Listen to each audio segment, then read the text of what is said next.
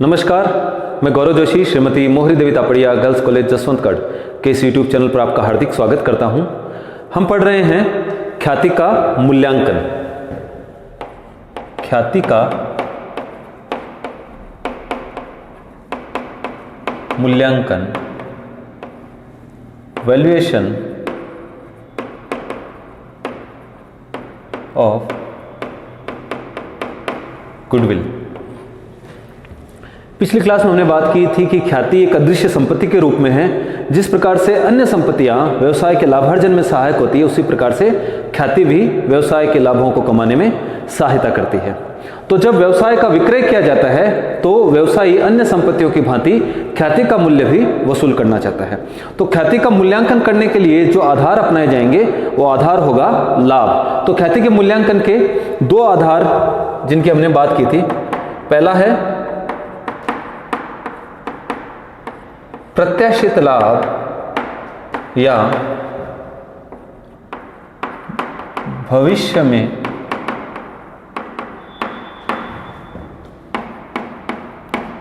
कायम रहने वाले लाभ, एक्सपेक्टेड प्रॉफिट या फ्यूचर मेंटेनेबल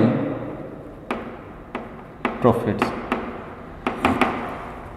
तो अगर कोई नया व्यवसायी पुराने व्यवसाय को खरीदता है तो वो पुराने व्यवसाय की ख्याति की वजह से भविष्य में कितने लाभों की आशा कर सकता है, कितने प्रत्याशित लाभ कमाएगा या भविष्य में कितने लाभ कायम रहेंगे ख्याति की वजह से, पुराने व्यवसाय को खरीदने की वजह से। तो ख्याति का मूल्य प्रत्याशित लाभ या भविष्य में कायम रहने वाले लाभों के आधार पर ज्ञात किया जा सकता है। और दूसरा अधिलाभों के आधार पर। अधिलाभ सामान्य लाभों से जो लाभ अधिक कमाए जाते हैं, सामान्य से अधिक जो लाभ कमाए जा रहे हैं पुराने व्यवसायी द्वारा, वो अधिलाभ कहलाते हैं। तो हम पहले बात कर रहे हैं प्रत्याशित लाभ या भविष्य में कायम रहने वाले लाभों की। तो भविष्य में कितने लाभ कायम रहेंगे? भविष्य में कायम रहने वाले लाभों की गणना हम पिछले कुछ वर्षों के लाभों के औसत के आधार पर करेंगे। भविष्य में कितने लाभ कायम रहेंगे इसकी गणना हम भूतकाल में जो लाभ कमाए गए हैं उनके आधार पर करेंगे। इसके लिए पिछले 3, 5 या 7 वर्षों का औसत लिया जाता है और उसके आधार पर भविष्य में कायम रहने वाले लाभों की गणना की जाती है। जिन वर्षों का औसत लिया जा रहा है, अगर उनमें से किसी विशेष वर्ष में अगर किसी प्रकार के समायोजन की आवश्यकता होती है तो समायोजन भी किया जाता है। जैसे उदाहरण के लिए, अगर जिन पिछले वर्षों का औसत लिया जा रहा है उनमें से किसी वर्ष अगर कोई असाधारण हानि या असाधारण खर्चा हुआ हो तो उसको लाभों में जोड़ दिया जाता है। और अगर उस वर्ष में कोई असाधारण लाभ अथवा असाधारण आय हुई हो तो उसको लाभों में से घटा दिया जाता है। तो इस प्रकार से कुछ अन्य समायोजन भी किए जा सकते हैं। तो जिन पिछले वर्षों का औसत लिया जा रहा है उन वर्षों में अगर कोई समायोजन की आवश्यकता हो तो पहले वो समायोजन किया जाएगा और फिर उन वर्षों का टोटल करके उनका औसत ज्ञात किया जाएगा। पिछले वर्षों का जब हम लाभ लेंगे, जिनका हम औसत ज्ञात करेंगे, उन वर्षों का लाभ हम कर से पूर्व बिफोर टैक्स लेंगे, नेट प्रॉफिट बिफोर टैक्स लेंगे और उन सब का फिर औसत ज्ञात किया जाएगा। तो भविष्य में कायम रहने वाले लाभ औसत लाभों के आधार पर ज्ञात किए जाएंगे। इनके लिए औसत लाभ ज्ञात किया जाता है, पिछले 3, 5 या 7 वर्षों का औसत लिया जाता है और एवरेज प्रॉफिट ज्ञात किया जाता है। और ये एवरेज प्रॉफिट जो ज्ञात किया जाएगा वो एवरेज प्रॉफिट बिफोर टैक्स होगा, क्योंकि जिन वर्षों का हमने औसत लिया है उन वर्षों के लाभ भी हमने नेट प्रॉफिट्स लिए थे बिफोर टैक्स। तो जो औसत लाभ ज्ञात होगा वो औसत लाभ कर से पूर्व होगा, एवरेज प्रॉफिट बिफोर टैक्स होगा। और लाभों के औसत ज्ञात करने के लिए दो तरीके अपनाए जा सकते हैं। एक तो लाभों का साधारण औसत ज्ञात किया जा सकता है और दूसरा लाभों का भारित औसत। साधारण औसत सिंपल एवरेज और भारित औसत वेटेड एवरेज। नॉर्मली लाभों का साधारण औसत सिंपल एवरेज ज्ञात किया जाता है, लेकिन अगर जिन वर्षों के आधार पर भविष्य में कायम रहने वाले लाभ ज्ञात किए जा रहे हैं, उन पिछले वर्षों में अगर लाभों में लगातार बढ़ने की या लगातार घटने की प्रवृत्ति हो तो फिर लाभों का भारित औसत ज्ञात किया जाता है। और इन किस प्रकार से साधारण औसत और भारित औसत ज्ञात किया जाता है, इसकी चर्चा हम पिछली क्लास में कर चुके हैं। तो साधारण या भारित औसत के आधार पर औसत लाभ ज्ञात कर लिए जाते हैं और इन औसत लाभों के आधार पर फिर भविष्य में कायम रहने वाले लाभ ज्ञात किए जाते हैं। तो पहले हम ज्ञात कर लेते हैं एवरेज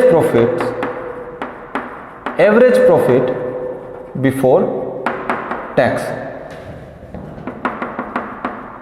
अब हम बात कर रहे हैं भविष्य की, तो भविष्य में कुछ बदलाव होने की संभावना है, तो उनके संबंध में एडजस्टमेंट किए जाएंगे जब हम फ्यूचर मेंटेनेबल प्रॉफिट्स ज्ञात कर रहे हैं। तो जो एवरेज प्रॉफिट है, एवरेज प्रॉफिट में अगर कोई ऐसा खर्चा जिसके भविष्य में नहीं होने की संभावना हो, जिसके भविष्य में ना होने की संभावना हो, ऐसा खर्चा इन लाभों में जोड़ दिया जाएगा। जो खर्चा पिछले वर्षों में हो रहा था लेकिन वो भविष्य में अब वो खर्चा होना बंद हो जाएगा, तो इस प्रकार का खर्चा लाभों में वापस जोड़ दिया जाता है। एक्सपेंसेस दैट विल नॉट इनकर इन फ्यूचर, तो जो खर्चे भविष्य में नहीं होंगे, जिन खर्चों की भविष्य में ना होने की संभावना हो, ऐसे खर्चे वापस जोड़ दिए जाते हैं। उदाहरण के लिए पुराना व्यवसायी हो सकता है कि किराए के भवन में अपना व्यवसाय चला रहा था, तो वो किराया चुकाता था, लेकिन नया व्यवसायी जिसने पुराना व्यवसाय खरीदा है उसका स्वयं का भवन हो, व्यापारिक भवन हो, तो उसको किराया नहीं चुकाना पड़ेगा। तो इसलिए भविष्य में अब नए व्यवसाय के किराए का खर्चा नहीं होगा, इसलिए जो किराए का खर्चा है वो खर्चा अब वापस लाभों में जोड़ दिया जाएगा। तो जो एक्सपेंसेस दैट विल नॉट इनकर इन फ्यूचर, जो खर्चे पहले हो रहे थे लेकिन अब भविष्य में नहीं होंगे, ऐसे खर्चे वापस जो है औसत लाभों में जोड़ दिए जाएंगे भविष्य में कायम रहने वाले फ्यूचर मेंटेनेबल प्रॉफिट्स ज्ञात करने के लिए। दूसरा, इनकम और profit that will arise in future। अगर भविष्य में किसी आय या लाभों के होने की संभावना हो तो ऐसी आय या लाभ औसत लाभों में जोड़ दिए जाएंगे।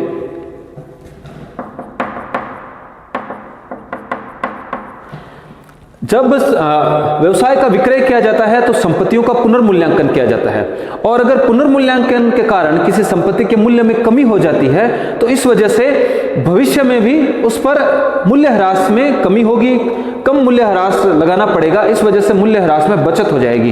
तो मूल्यह्रास में बचत के कारण लाभ बढ़ जाएंगे। इसलिए अगर पुनर्मूल्यांकन के कारण संपत्ति के मूल्य में कमी होती है तो जो मूल्यह्रास में बचत होगी भविष्य में, उसको भी एवरेज प्रॉफिट्स में औसत लाभों में जोड़ दिया जाता है। Savings in depreciation due to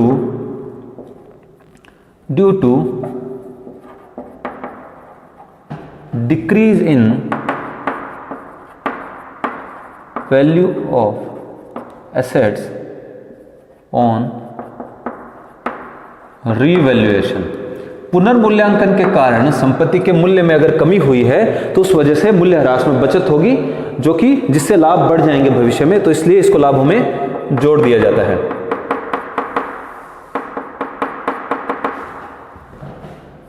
तो इनका टोटल कर लिया जाएगा और इसको एवरेज प्रॉफिट्स में ऐड कर दिया जाएगा।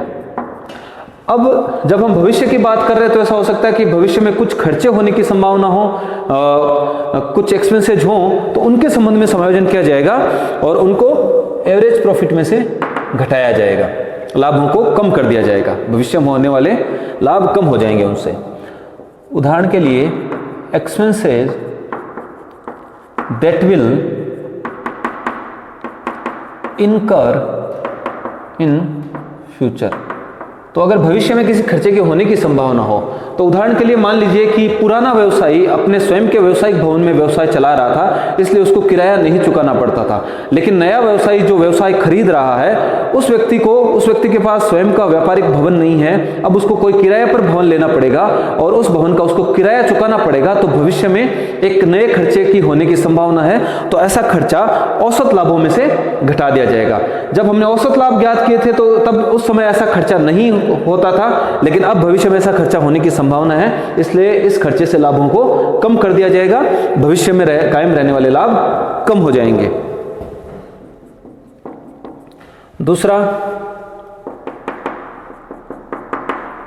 अगर किसी इनकम और प्रॉफिट के भविष्य में ना होने की संभावना हो, पुराने व्यवसायी को ऐसा इनकम या कोई लाभ हो रहा था, लेकिन अब भविष्य में ऐसे किसी आय और लाभ के ना होने की संभावना हो, खत्म हो जाने की संभावना हो, तो ऐसी इनकम और प्रॉफिट को औसत लाभों में से घटा दिया जाएगा।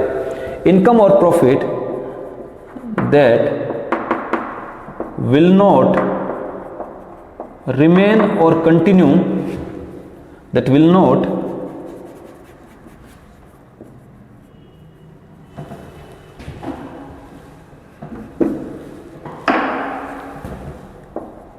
remain or continue in future।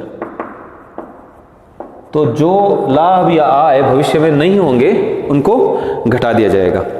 तीसरा,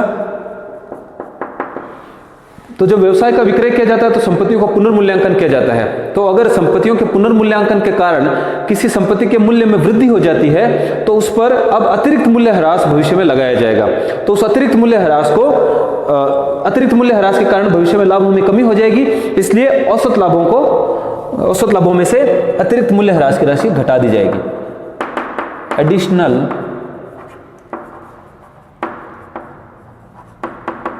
depreciation due to increase in value of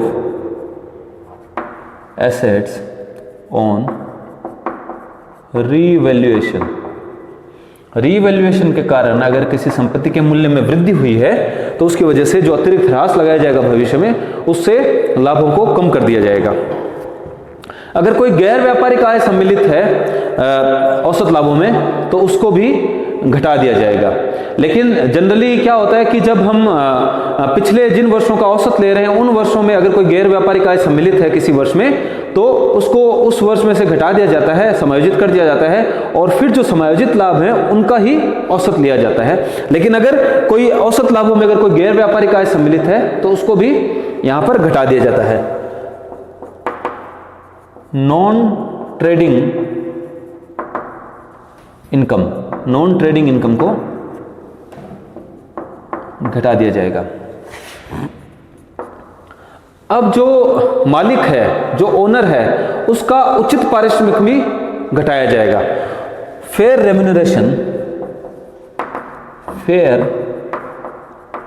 remuneration of owner, मालिक का उचित पारिश्रमिक भी घटाया जाएगा भविष्य में कायम रहने वाले लाभों की गणना करने के लिए।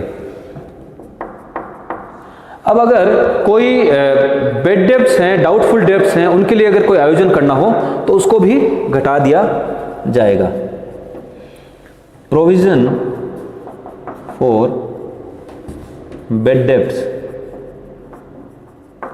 के लिए अगर कोई प्रोविजन किया जाएगा, तो उसको भी घटाया जाएगा। और अगर कर